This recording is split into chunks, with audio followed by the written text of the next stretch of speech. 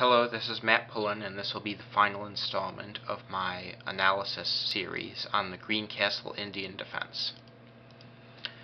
For an explanation of why it's called that, or these first three moves in general, see the previous videos in this series. Now, the moves we've talked about are special and require black to react in a precise way. We've looked at A3, we've looked at D5, and we've looked at E4.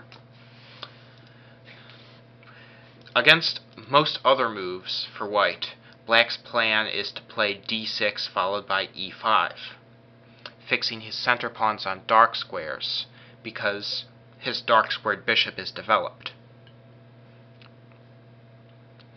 Now, the strongest move for white we haven't talked about yet, and it's knight to F3. Natural developing move, and it hinders black's ability to play E5. So, in this position, I suggest black continue with the plan and play D6, preparing to play E5. And if D6 doesn't work out for some reason, then an alternative I suggest is playing Queen E7. For instance, if E4 in this position, then E5, and now if D5, then black brings the knight back to D8. So it's the same kind of thing. We're going to trade off the dark square bishop, play D6, F5, knight F6, castles. It's just that my knight is in a slightly different square. So that's an alternate idea if D6 doesn't pan out.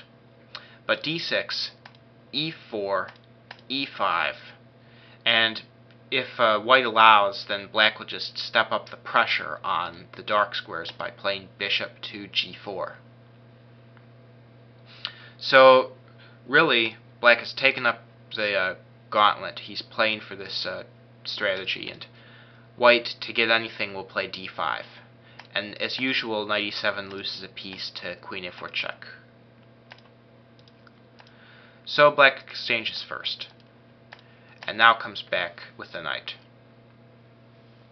And the idea here, black will play F5, knight F6, castles kingside, and play to undermine the white pawn chain. And he'll take advantage of the fact he has no bad bishop, whereas white has a bishop on F1 that's limited by his pawns.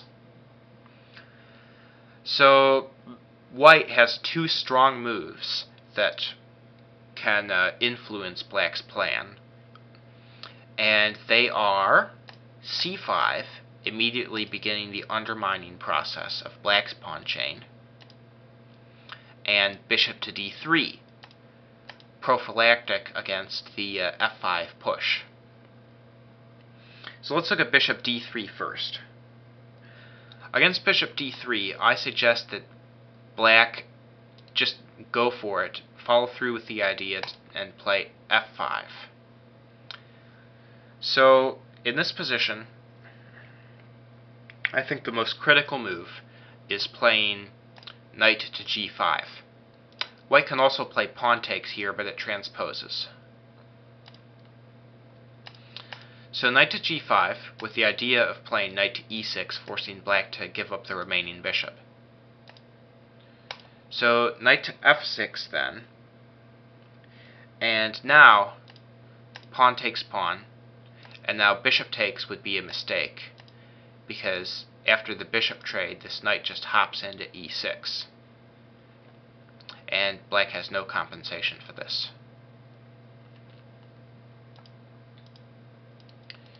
So instead, knight takes.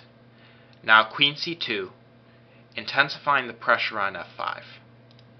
Black guards it with the pawn. And now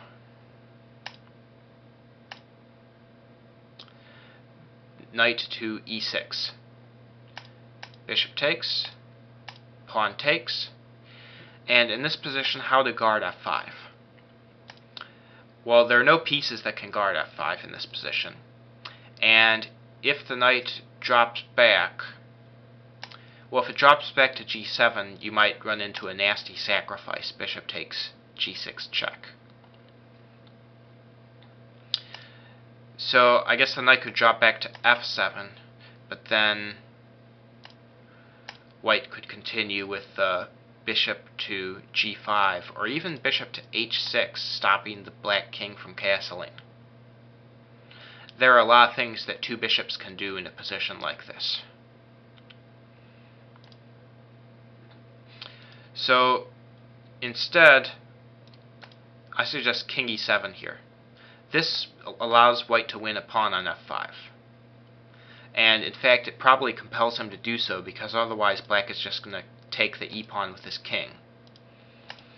So takes, queen takes, and now queen to g8, with the counterplay on e6, counterplay on g2, and preparing for the queenside rook to enter the game. I'm not sure who's better here. This is a very unclear position.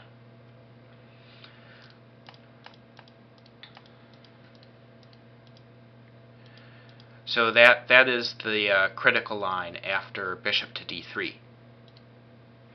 c5, I feel, is a stronger move than bishop to d3. In fact, I think that f5 is almost busted in this position. Let's say f5, and now knight to g5 is a strong move. This was actually played in the one tournament game that I used this defense in against Sergei Schmutz.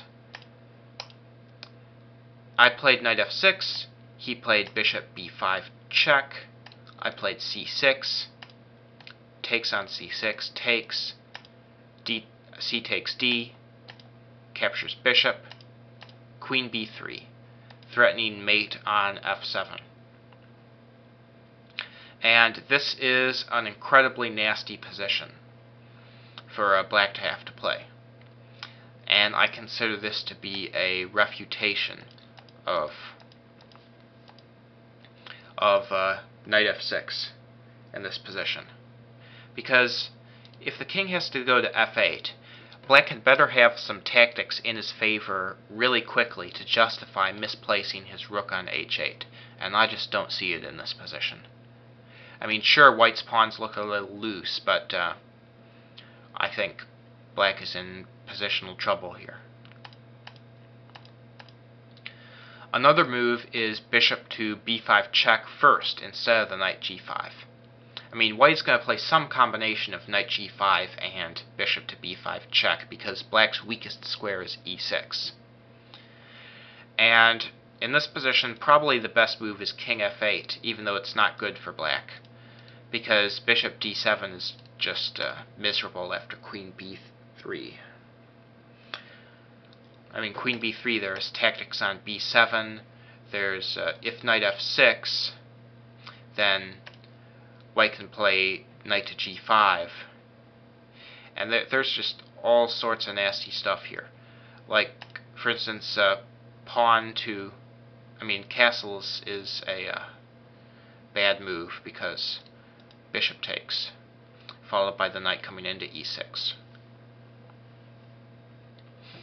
So c5, with the idea of playing a combination of knight to g5 and bishop to b5 check, makes f5, I believe it's unplayable.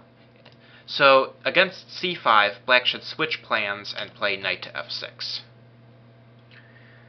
Knight to f6, it's I haven't done some heavy analysis on this, but it doesn't make the weakness on e6, and there's some counterplay against the pawn chain. For instance, this pawn is hit right now, and if bishop d3, there's actually a fork trick here. Black castles, and if white castles too, then knight captures on d5, because pawn takes is met by e4, winning back a piece. I definitely think that black should give knight f6 a try in this position, because f5 just seems too dangerous. So that's my idea. In this position, if bishop to d3, I suggest you just go ahead and take the bull by the horns, play f5. And if c5, then I suggest you bail out and play knight f6.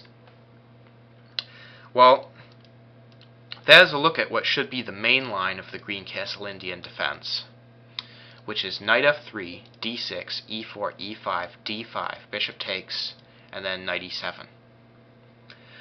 Well, I hope you found this entertaining. If you have any feedback, this is my own analysis, so if you have any feedback, just leave me a comment on this video. So, hope you enjoyed it, and I will talk to you later.